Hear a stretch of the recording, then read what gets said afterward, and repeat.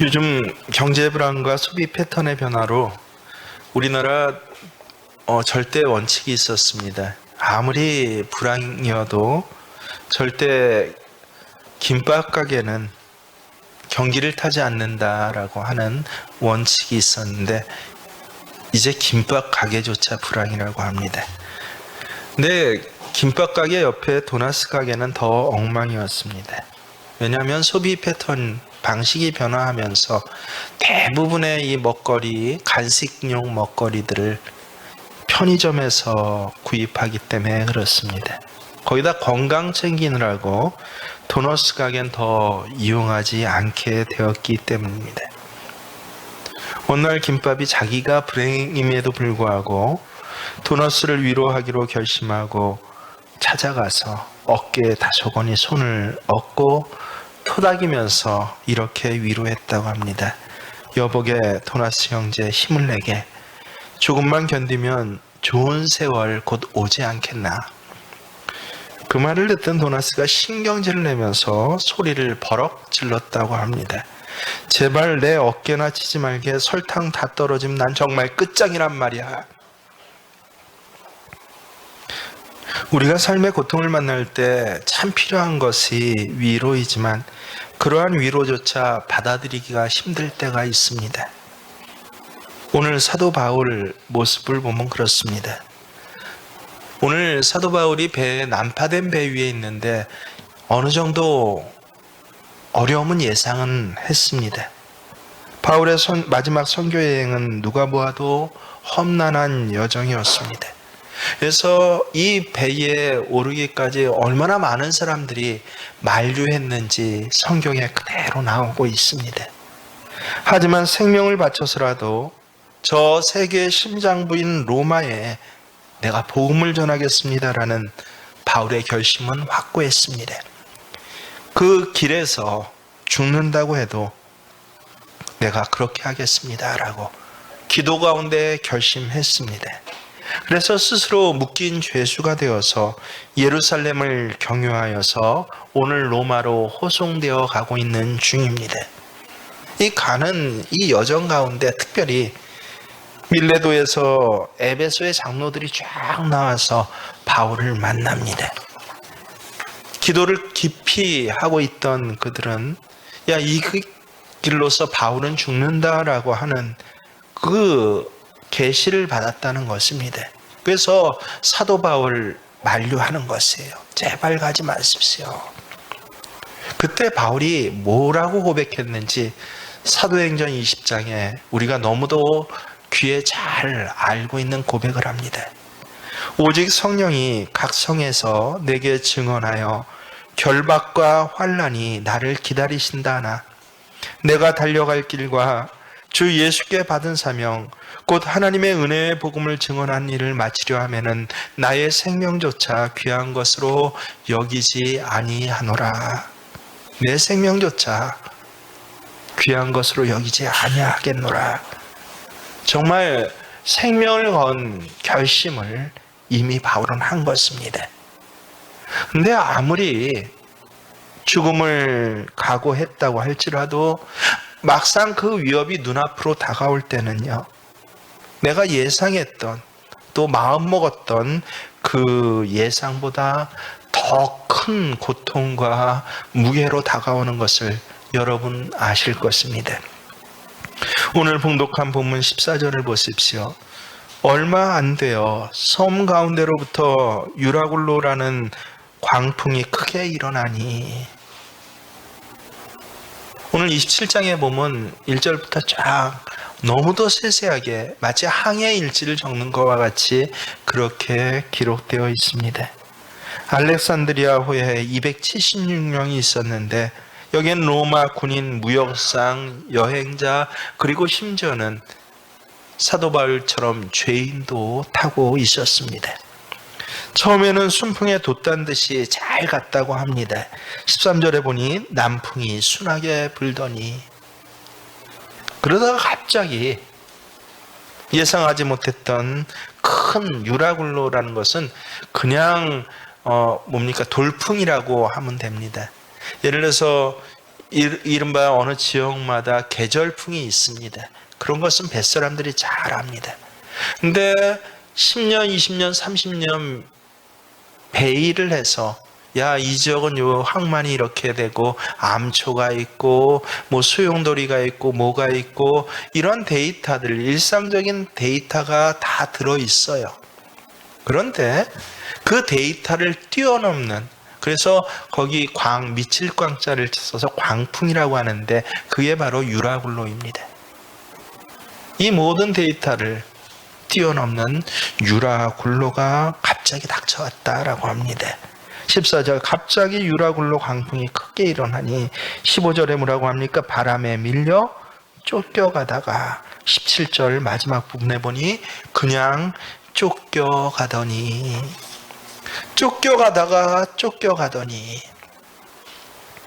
저는 이 장면이 오늘 우리가 사는 우리의 삶의 형편과 어쩌면 이렇게 똑같을까? 읽고 또 읽으면서 그래, 쫓겨가다가 쫓겨가니 요새 우리의 삶의 자리야. 코로나19의 여파를 어느 정도 예상은 했어요. 어쩌면 큰 어려움이 있을 수도 있겠구나. 하지만 죽기를 각오하면 이겨낼 수 있겠지. 하나님 도와주시겠지. 그러나 각오는 했지만, 어느 정도 예상은 했지만 막상 우리 가정과 삶의 터전에 몰아치는 풍랑은 그냥 풍랑이 아니라 유라굴로 광풍입니다. 예상했던 것을 훨씬 뛰어넘는 이런 광풍이 우리를 덮쳐올 때는요, 우리는 사실 아무 대책 없이 어떻게 해요? 쫓겨가다가 쫓겨가니, 일에 쫓기고 사람에 쫓기고 돈에 쫓깁니다. 갖가지 고통과 질병에 쫓기는 것이 우리의 인생입니다. 심적인 고통, 환경적인 고통, 육체적인 고통으로 쫓깁니다. 우리 가운데 인생이 만만할 것이라고 생각하는 사람은 아무도 없습니다. 어느 정도 어려움이 있을 것이고, 그래도 죽을 각오를 하고 애를 쓰면 이겨낼 수 있겠지 생각합니다. 그러나 18절을 보십시오. 우리가 풍랑으로 심히 애쓰다가, 여기 심히 애쓰다라는 표현은요, 이 헬라어로 할 수 있는 거 다 해봤다는 것입니다. 죽지 않기 위해서, 망하지 않기 위해서, 다시 일어서기 위해서 나 할 수 있는 건 다 해보았지만 쫓겨가더니,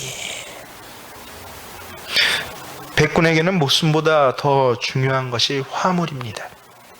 그것마저 심지어는 던져버렸습니다. 18절에 보면 사공들이 짐을 바다에 풀어버리고, 그래도 풍랑을 제어할 수가 없습니다. 그래서 마지막에 어디까지 쫓겨갑니까? 19절에 보면 사흘째 되던 날에 배의 기구들을 그들의 손으로 내버리니라. 여러분, 배의 기구라는 것은 배를 조종하는 모든 기구를 이야기를 합니다. 그야말로 돛대도 삿대도 다 버렸다는 것이에요. 무사히 항구로 들어가는 건 이미 포기를 했습니다. 그냥 목숨 하나만 살았으면 좋겠다. 버릴 수 있는 것, 할 수 있는 것은 다 해보고 살기만을 바랬는데, 그런데 시간이 지나갈수록 상황은 나아지는 것이 아니라 점점 더 어려워집니다. 20절 말씀 보십시오. 여러 날 동안 해도 별도 보이지 아니하고 큰 풍랑이 그대로 있음에 구원의 여망마저 없더라. 구원의 여망, 우리말로 하면 살아날 어느 가능성, 조그만 가능성 하나 없더라. 우리는 말합니다. 하늘이 무너져도 솟아날 구멍은 있다라고요. 그런데 인생을 살다 보면 어느 때는요, 그 구멍마저 막혀버린 때가 있지 않습니까? 마침내 선원들은 절대 그래서는 안 되지만 자신들만이라도 살아보고자 다른 사람 몰래 구조선을 내립니다. 그런데 이 작은 구조선에는 몇 명밖에 탈 수가 없습니다. 배에 276명 전부 다 탈 수가 없어서 그래서 몰래 구조선을 내려서 이 배의 선원들 자기들끼리만이라도 살아보고자 그렇게 하는 것입니다. 근데 이것을 군인들이 눈치를 챘다는 것이에요. 그래서 군인들이 한 일이 뭐예요? 기가 막힌 일을 합니다. 구조선을 내리고 있는데 그 구조선의 줄을 잘라버렸다는 것입니다. 배에 사공들이 내리면 어차피 우리는 다 죽은 목숨이기 때문에 군인들의 심정은 무엇입니까? 죽더라도 여기서 같이 죽자, 너 죽고 나 죽자라는 것입니다. 어떻게 하나 있는 구조선의 줄을 잘라서 그 풍랑, 광풍 속에 떠나 버리게 그렇게 합니까? 이게 사람의 모습인 것입니다. 오늘날 우리 사회, 우리 민족이 처한 상황이 이런 형편 아닌가 생각됩니다. 세계적인 코로나19의 위협이 시간이 갈수록 더해지고요. 경제위기, 풍랑 잦아들지 않습니다. 풍랑 때문에 이리저리 쫓겨가야 하고 또 쫓겨가야 하고 살아남기 위해서 할 수 있는 것은 다 해보았지만 심지어는 물질도 포기하고 자존심, 명예도 포기하고 다 포기해봤습니다. 그저 딱 하나, 우리 가족 하나 흩어지지 않고 한 집에 살 수 있으면 그것 하나만 나 바랍니다라고 요새 이야기하는 소상공인들이 얼마나 많은지 모릅니다. 특별히 이 코로나는요, 누가 요새 와서 재밌는 코로나가 이런 현상으로 발전되고 했는데 대도시병이라고 어느 의료 전문가임에도 불구하고 전혀 전문가답지 않게 이름을 붙였습니다. 그러고 나서 이 미국의 하버드 전염병 학자인데요, 그분이 대도시병이라고 이름을 붙였어요.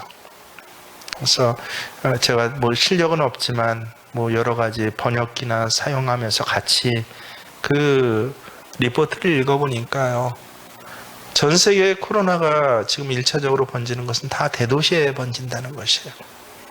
사람 밀집 지역에. 그러고 나서 가만히 세계 코로나 현황이고 뭐를 찾아봤더니 정말 이제 시작된 아프리카 지역 빼고는요 다 어딥니까? 대도시에서만. 우리나라도 강원도 청정 지역이라고 여기 깨끗해서 그렇다고 좋아하지 마십시오. 깨끗해서 그런 게 아니라 인구 밀접도가 한국에서 어때요? 제일 적어서 그런 것이에요. 제일 적어서. 우리나라 경우만 봐도 뭐 신천지로 일어났던 아주 특수한 사례 빼군요. 그래서 우리나라가 어쩌면 또 하나님께서 그걸 은혜로 역전케 하셔서 전 세계에서 가장 급격한 유라굴로 광풍을 겪게 하시고, 근데 그 가운데서 대처할 수 있는 지혜와 방안을 주시고 실행력을 주셔서 오늘 역전케 하신 하나님의 은혜를 세계에서 제일 누리는 것이 바로 한국인데, 근데 전 세계를 찾아보십시오. 일본은 지금 드디어 이제 검역 발표들이 조금씩 올림픽이 연기되고 뭐가 선거가 끝나고 하니까 발표하는데 연일 200명이 넘고 있습니다. 근데 일본 학자들 스스로 양심 있는 그 의사들은 계속 기고문을 올리거든요. 보면 적어도 10배 이상은 많다. 어떤 학자는 나는 100배까지 많다라고 본다고 합니다. 근데 가만히 봤더니 그것도 어디예요? 다 도쿄를 중심으로 한 대도시들입니다. 거꾸로 대도시에서 한 가족 흩어지지 않고 운영하던 가게 운영하고 다니던 직장 다니면서 이 유라굴로와 같은 광풍을 지나는 것 애쓰고 심히 애썼는데 할 건 다 해봤어요. 심지어는 남에게 욕먹을 짓까지 다 해보았는데 구원의 여망마저 없더라.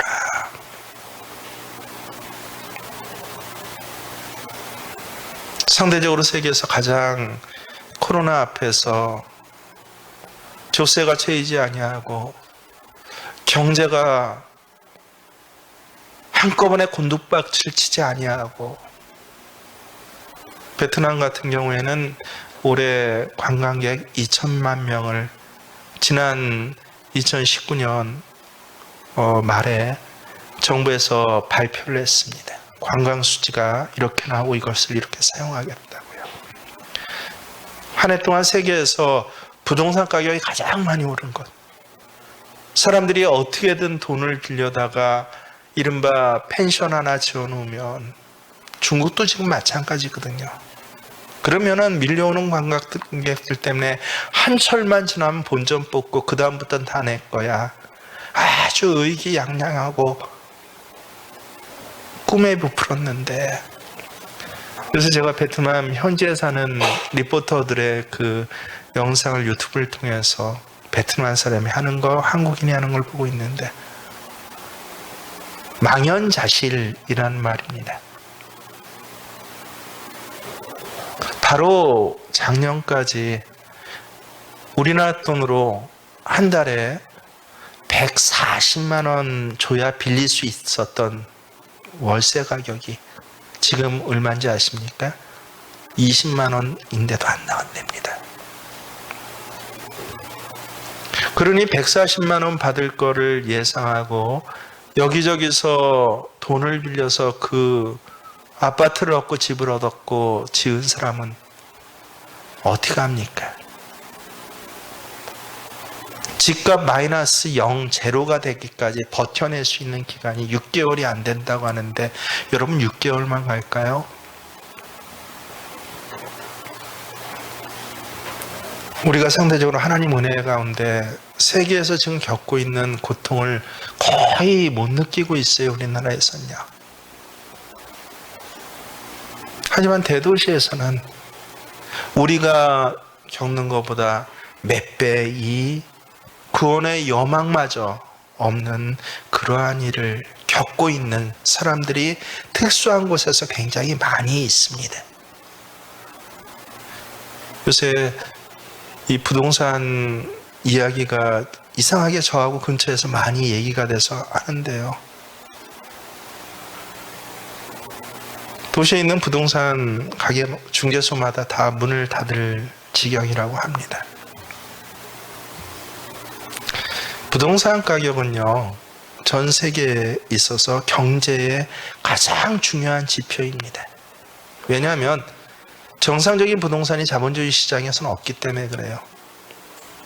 주식보다 더 예민하게 그 시대, 그 때의 상황을 반영하는, 그래서 금리와 주식보다 항상 더 예민하게 반응하는 것이 이 부동산 시장인데, 부동산 중개업소가 죽겠다고 닫겠다고 한다라고 한다면 이거는 한 3개월, 6개월 후에는 어마어마하게 심각한 위기들이 닥칠 것이다라는 예상을 하는 것이 당연한데, 예상한 것보다 어떻다고요?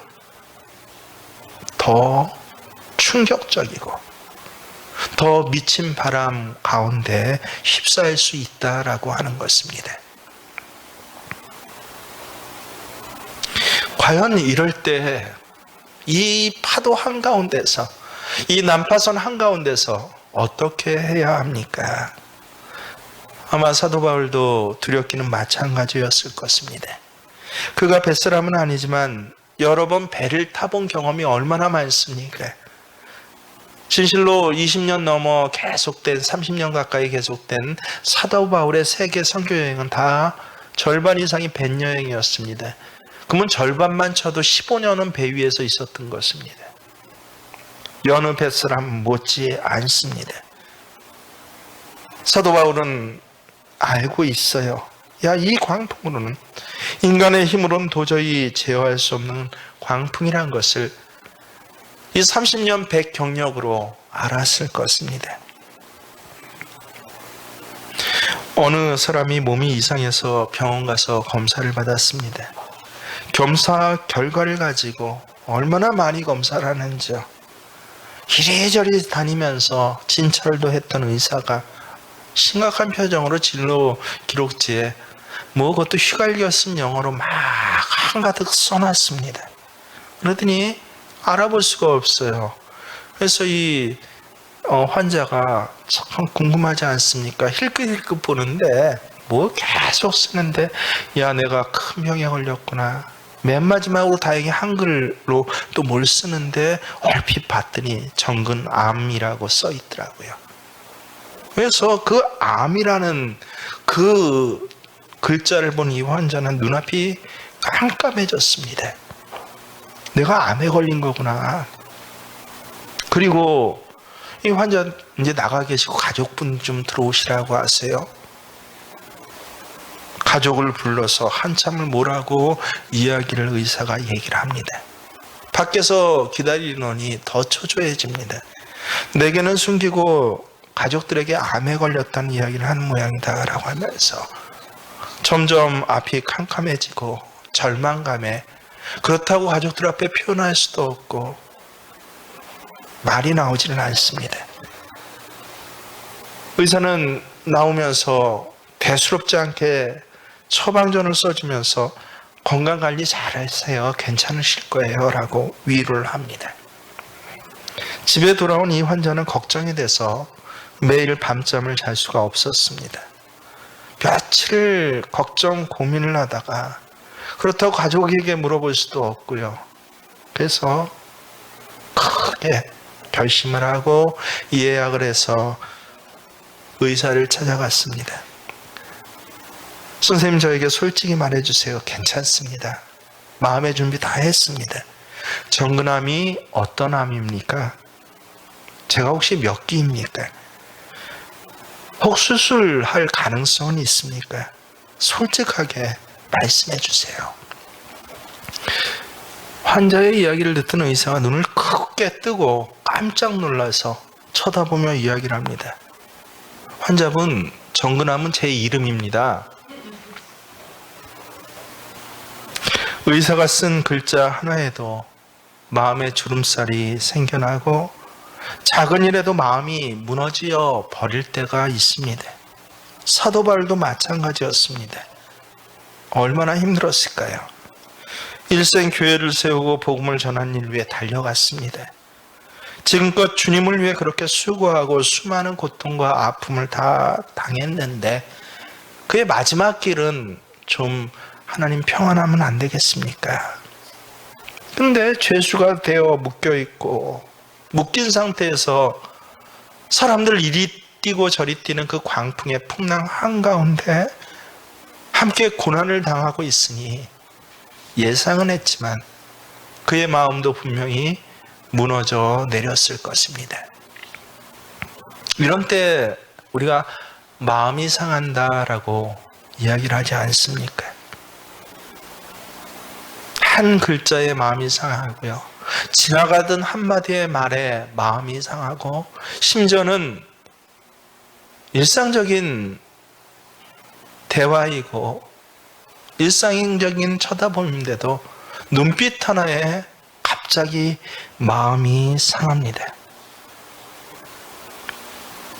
그게 바로 우리의 모습들 아닙니까? 사도 바울도 분명히 그랬을 것이다.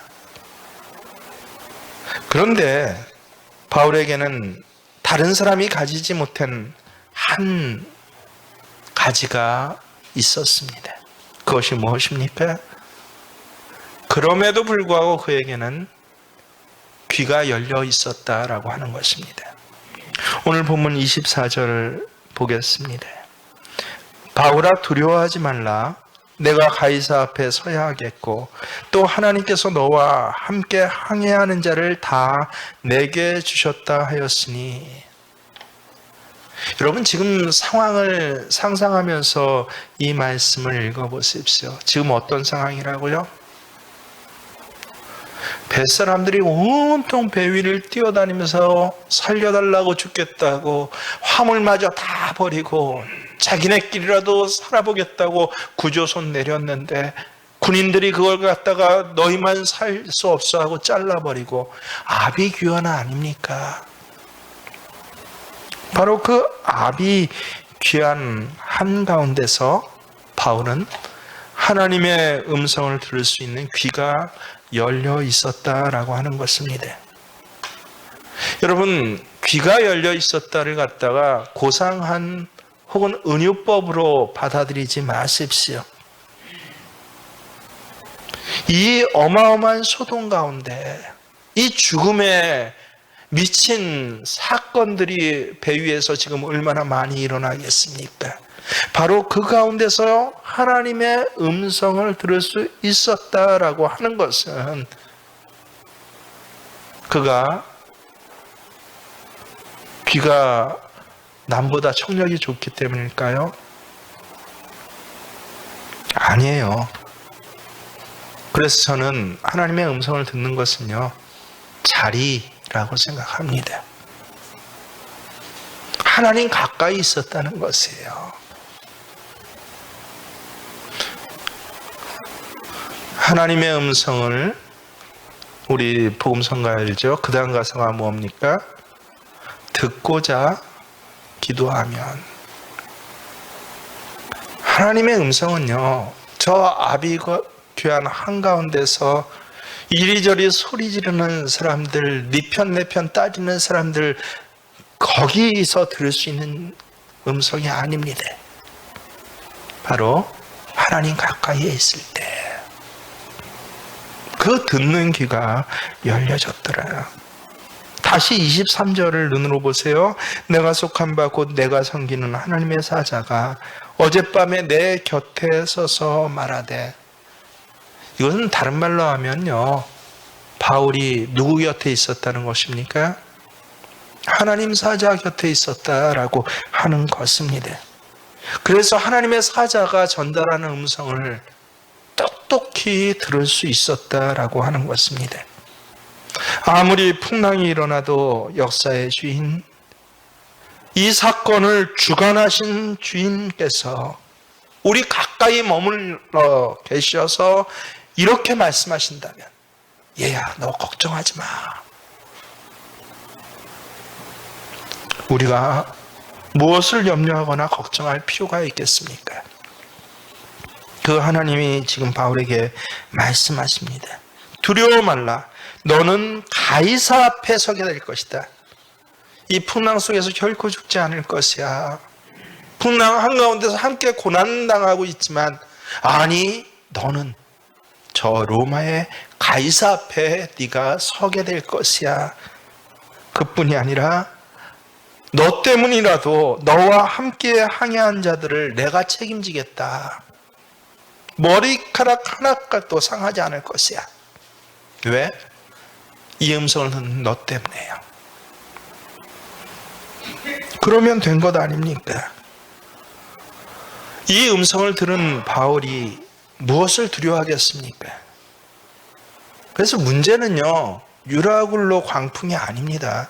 여러분, 문제는 코로나 전염병 아니에요. 우리가 지난 3월 말만 해도 전염 감염자 수가 점점 들어가고 확진자 0명이 나온 날도 며칠 있었지 않습니까? 얼마나 소망에 가득 찼습니까? 이제 며칠 되면, 일주일 뒤면 우리나라에선 중국이 선포한 것처럼 코로나 청정국으로 우리나라 코로나가 종식됐습니다라고 그렇게 선포할 수 있을 거야. 심지어 대통령도 비슷한 말을 그때 하지 않습니까? 제가 그럴 때마다 대통령은 저런 말 안 했으면 좋겠는데 벌써 3번을 제가 하여튼 얘기를 하는데요. 뭘 좀 제대로 찾아보고, 시골에 있는 이 시골교회, 이 작은 교회 목사조차 부족한 어학 실력 동원해 가면서 세계 자료를 찾아보고 어느 정도 방향성이 감이 잡히는데요. 그렇게 수많은 석학들과 인원들을 옆에 두고서 도대체 무슨 소리를 듣는 겁니까? 이제 코로나가 종식되고 우리나라가 어쩌고 저쩌고 할 때 그 입이 화를 부른다. 정말 그렇지 않습니까?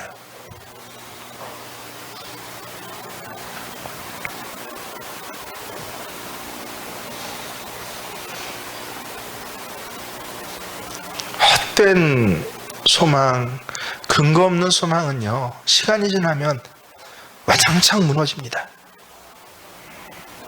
여러분, 현재 방역의 문제, 한국이 세계에서 칭찬받고 인도에 가는 것 왜 그런 줄 아세요? 제가 딱 한 가지로 새벽 기도 때 아마 한 달 전에 말씀드렸는데, 전문가를 실무자로 쓰고 실무자가 운영하도록 하는 것, 이 정권이 잘하는 것, 저는 그것 하나 잘한다고 생각해요. 트럼프의 문제가 뭡니까? 우리나라보다 훨씬 더 뛰어난 감염의 어떤 지식과 노하우와 데이터를 갖고 있는데, 전문가 말을 하나도 안 듣고 자기가 흥분에 따라 기분에 따라 매번 발표를 하고 정책을 발표하니, 그러니 문제인 거 아니에요. 우리도 그런 경험을 했습니다. 여러분, 지금 아주 칭찬받고 세계적으로 지도자감으로 부상되고 있는 이 방역질병본부 여자분이 계시잖아요. 매번 발표하는. 갑자기 이름이 생각 안 나네. 우리 종씨인데. 정영경 씨요. 정영경 맞죠? 현경? 은경? 현경이나 은경이나 뭐 하여튼 중요한 건 정씨라는 겁니다. 지금 독일, 영국 어디서 세계적으로 그분에 대한 어떤 찬사가 일어나고 데이터가 일어나고 있는데요. 야, 한국은 이 사람이 살렸다라고 하면서. 근데 그분이 불과 7년 전에 나라에서 질병본부에서 징계받은 거 아십니까? 일 못한다고요? 누구 때요? 박근혜 대통령 때요. 메르스 때 문제가 생기니까 맨 처음에 제어할 것 같고 정치적 정략이 있어갖고 모든 것을 누가 주관했어요? 보건복지부 장관 이하 몇몇 정치가들이 주관하다가 안 되니까. 그래서 삼성병원에서 뭐가 나왔으면 이거 빨리 여기 병원에서 발생했다고 하는데 쉬쉬 숨기는 거예요. 삼성 돈 받은 사람들이요. 그러다 걷잡을 수 없이 확장되고 언론에서도 어쩔 수 없이 발표하고 하면서 책임은 그러니까 누가 져야 되니까 누구한테 책임을 져요? 하나도 일을 못하게 하고 실권 다 없애버리고 이야기하는 건 모두 뒤집어 엎어버리고 아니야 발표하면 안 돼? 이 정은경 씨한테 책임을 져서 그래서 징계 감봉 처분 받은 사람이에요. 불과 몇 년 전에. 근데 이 정부 들어서 한 가지 잘하는 게 전염병의 일은 누구한테 맡긴다? 의사한테 맡긴다는 것이에요. 질병관리 전문가한테 맡긴다는 것이에요. 바로 그것입니다. 그래서 우리가 세미한 것, 하나님의 음성도 그렇고, 하나님의 음성 들으려면 어디 있어야 됩니까? 자리에 있어야죠. 기도하는 자리는 없으면서 매일 어려운 일을 당할 때마다 하나님 음성 들려주세요, 갈 길을 알려주세요 해놓고 자기는 어디 지금 뛰어다니고 있어요? 저 배전에서 같이 아귀다툼하고 칼 들고 싸우는데 거기 뛰어다니면서 하나님 내가 갈 길을 알려주세요. 매일 어려움 당하고 이번에 뭐 직장이 안 구해져요, 뭐가 문제예요, 애가 아파요. 어디 있어야 됩니까? 하나님의 음성을 들을 수 있는 자리에만 있으면 되는데 그건 안 하고 매일 사람 만나러 다고 뭐가 좀 떨어졌다니까 또 매일 거기 쫓아다니고요. 의사 한마디가 하나님 말씀보다 더 권위가 있어요.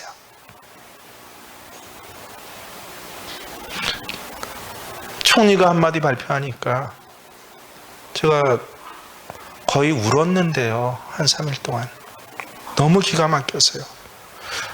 한국교회 그 지도자들이 예배를 잠식을 당하는 공적 발표를 어떤 상의도 없이 했음에도 불구하고 아무 소리 못하고 있어요. 여러분 데이터나 자료를 찾아보십시오.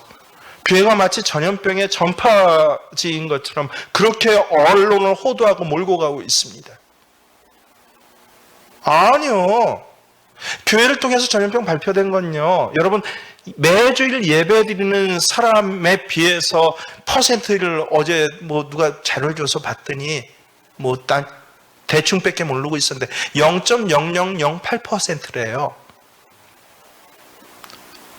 교회 공동 식사는 교회 예배와 같은 예전입니다. 여러분, 성가대는 돼도 예배 못 드린다면 이건 난리가 나니까요. 성가대 연습은 안 된대요. 말이 됩니까? 성가대가 예배 시간에 성가를 하려면 뭐를 해야 돼요?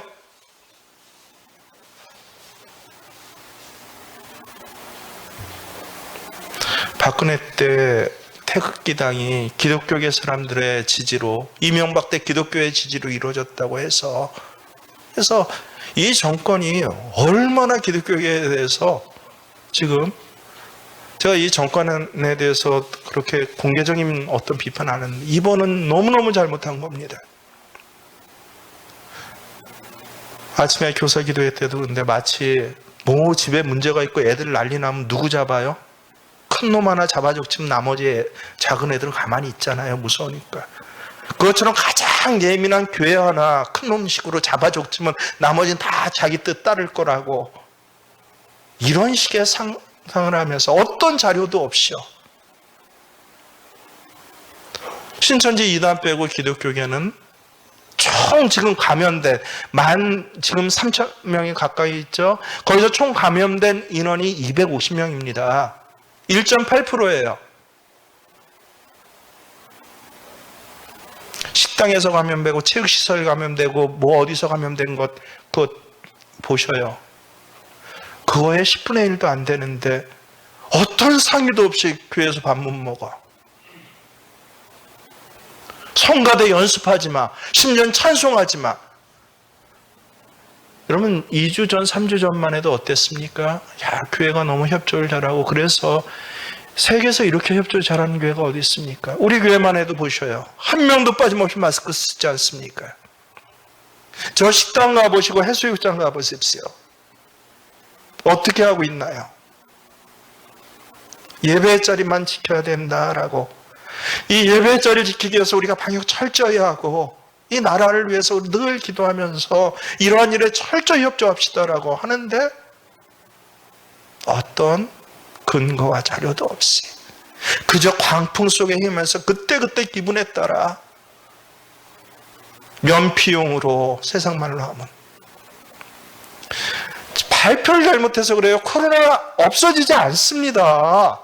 곧 제압할 거라고 뭐 할 거라고. 아니요. 세계가 안 그렇다고 그러잖아요. 함께 가는 방법을 모색하면서 저 전염력 있게 확산되지 않도록 더 검사의 치료와 방법과 투자와 이런 것들을 수행해야 하는데, 그래서 하나 잘하는 건 전문가한테 그걸 맡겨줬는데 이 삑삑거리면서 정권에 무슨 문제 있으면 갑자기 정치가들 나와서 이런 식의 선동하는 말들을. 근데 여기에 또 그냥 귀가 쏠려가지고 또 기세가 너무 무서워서, 제가 어제 그제 계속 기장 홈페이지 들어가 보면 아무 발표도 없어요. 아무 대안도 없어요. 당신들의 신앙은 어디 갔습니까? 성도대원들의 신앙은 어디 갔습니까? 예배자의 신앙은 어디 갔습니까? 다 쫓기더니 맨 마지막에 어디까지? 이제 예배드리지 마까지 나올 겁니다. 이때 바울은 어디에 있었다? 하나님의 음성을 듣는 자리에.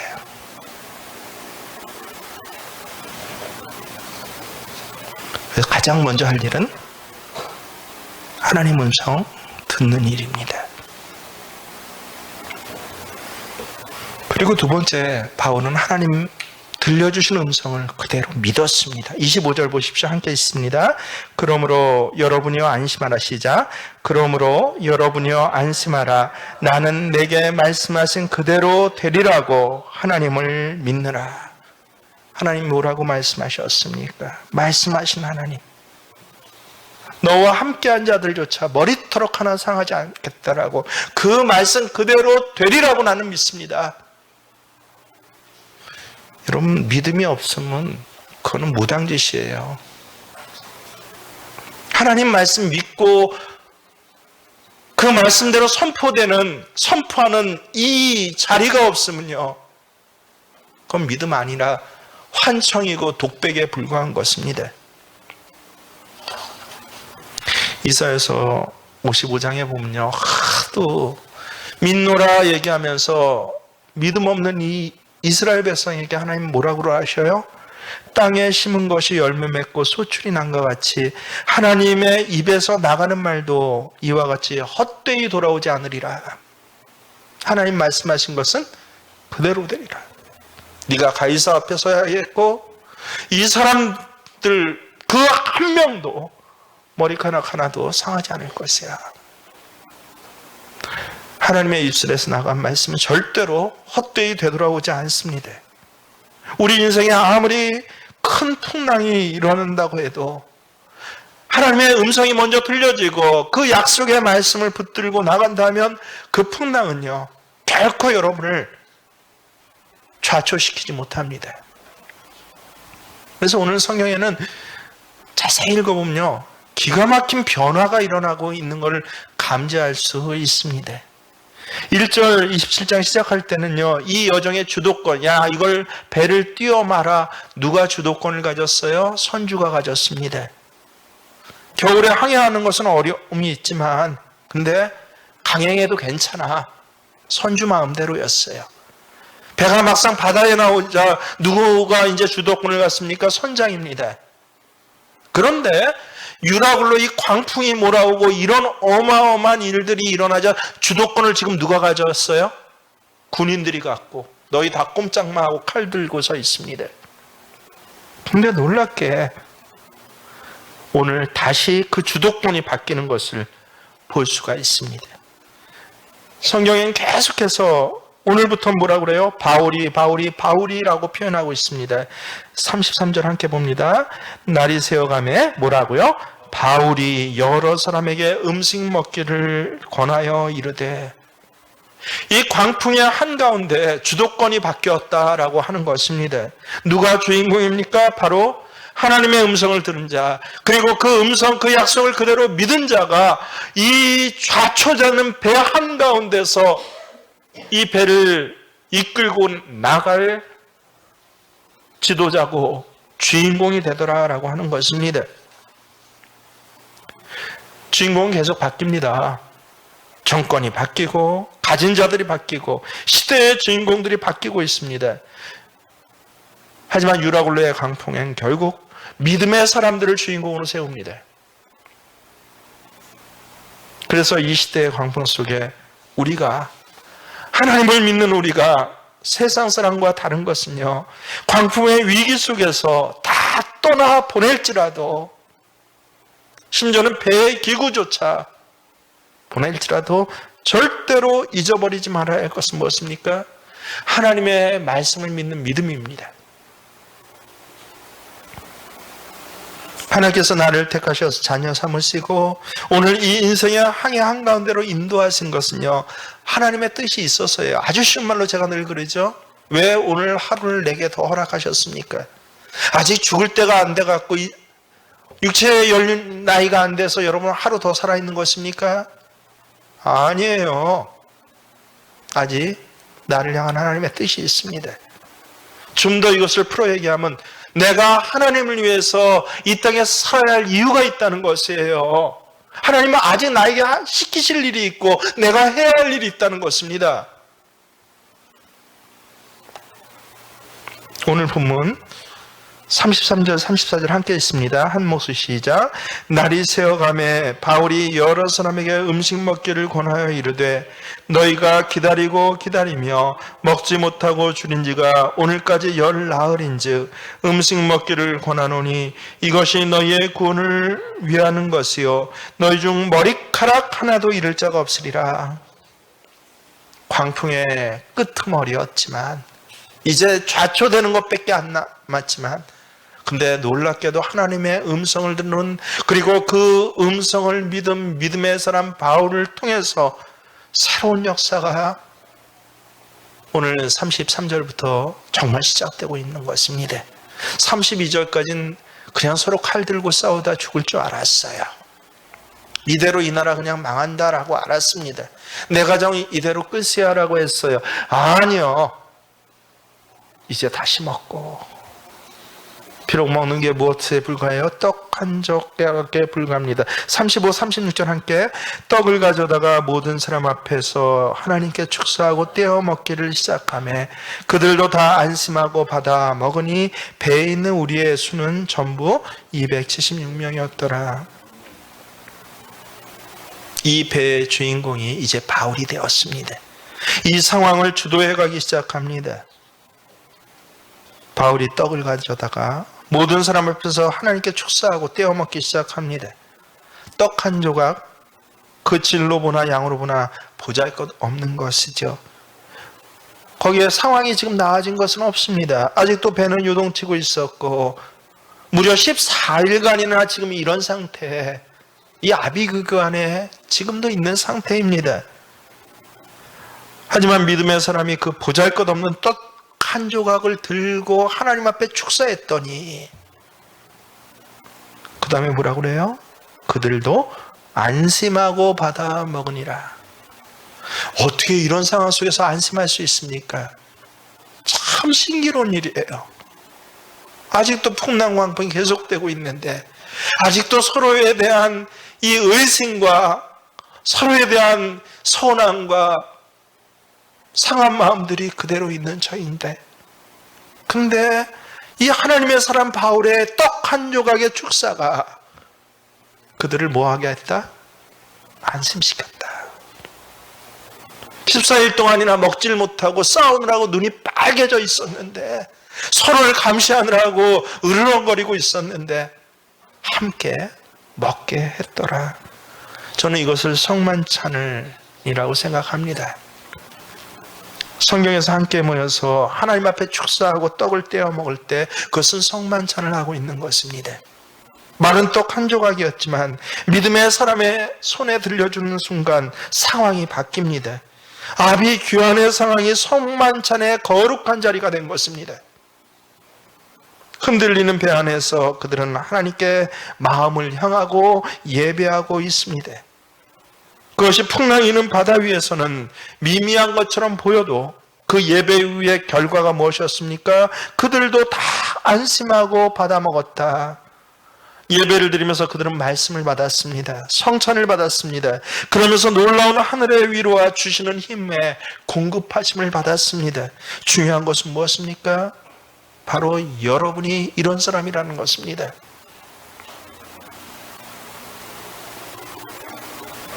기독교인은 유라골라 한가운데서는요, 우리끼리 나 혼자만이라도 살아보고자 구조선 내리는 사람 아닙니다. 그 꼴은 나 못 보겠다고 죽으려면 같이 죽자고 그 줄마저 잘라버리는 사람 아닙니다.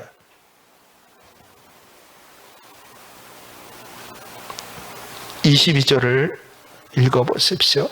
내가 너희를 권하노니 이제는 안심하라. 너희 중 아무도 생명에는 아무런 손상이 없겠고 오직 배뿐이라. 배 하나 파손되는 거에 어쩔 수 없습니다. 하지만 너희 생명 괜찮아. 25절 다시 뭐라고 반복합니까? 그러므로 여러분이 안심하라. 나는 내게 말씀하신 그대로 되리라고 하나님을 믿노라. 오늘 이 시대에 필요한 것이 바로 이런 믿음의 사람입니다. 한나라 지도자가 풍랑 속에 있는 백성들에게 이렇게 말하는 장면을 상상해 보십시오. 배를 건질 수 있다, 뭐 이전보다 도와줄 수 있다, 헛된 말 하지 마십시오. 분명히 손해보는 것이 있습니다. 이전으로 돌아갈 수 없습니다. 하지만 너희는 안심하십시오.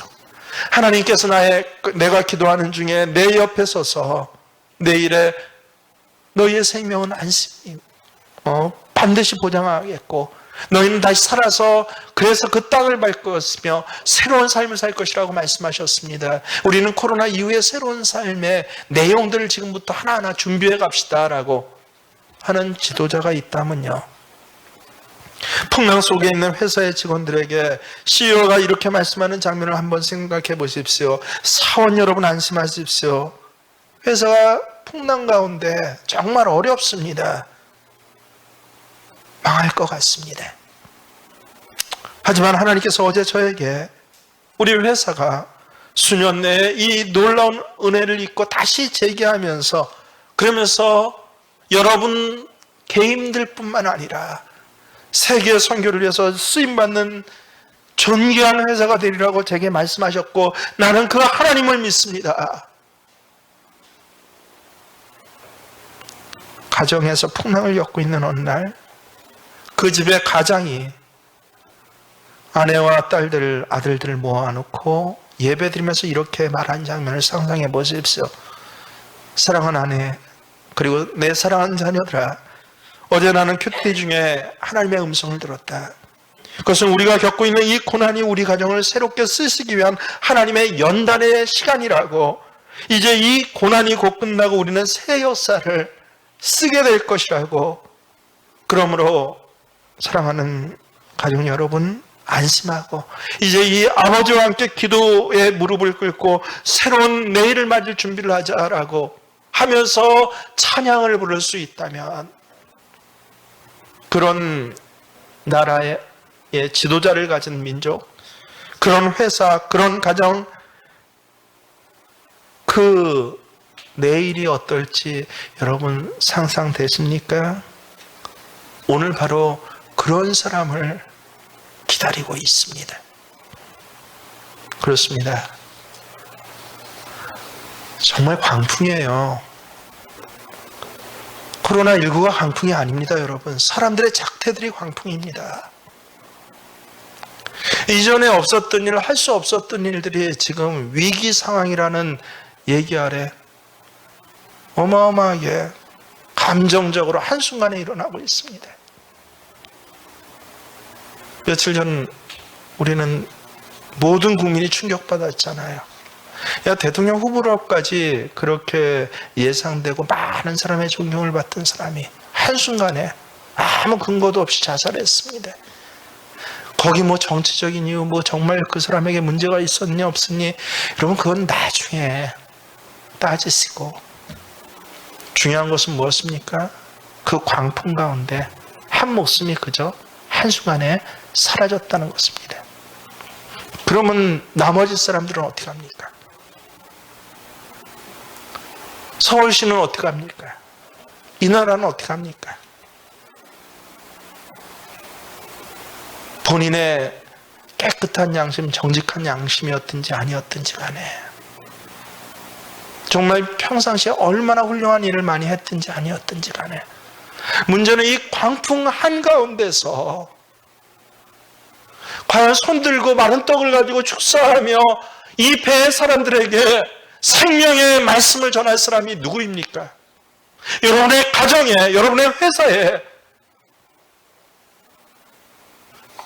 그렇게 풍랑 가운데 정신없이 혼미해져가며 서로를 죽여가고 있는 사람 한가운데서 축사할 사람이 누구입니까?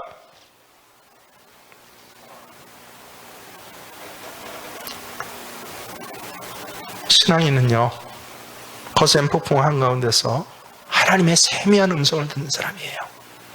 풍랑 한가운데 마른 떡 한 조각을 들고 우리 모두 감사합시다라고 재창할 수 있는 사람입니다. 밖에서 무엇이라고 떠들지 간에 가장 기본적인 말씀의 원칙과 믿음의 원칙을 지켜가면서 이것을 가지고 하나님 열어주세요라고 기도하고 그것을 흔들리지 않고 수행할 수 있는 사람입니다. 여러분에게 이런 동일한 은혜가 특별히 우리 모든 예배자들에게 있어지셔서 앞으로 더한 광풍이 올지도 모르는 이 화천 지역에서, 아니요, 하나님 앞에 그 세미한 음성 듣기를 즐거워하면서 마른 떡 한 조각의 축사를 오히려 여러분의 아내에게, 이웃에게, 자녀들에게 그저 매일 공부 열심히 하고 직장 취업하라고 하는 게 아니라 괜찮아, 걱정하지 마, 단순한 위로가 아니라 하나님 내게 주신 약속을 선포하실 수 있는 저와 여러분 되시길 주의 이름으로 축원합니다. 그렇습니다. 하나님의 음성을 듣고자 기도하면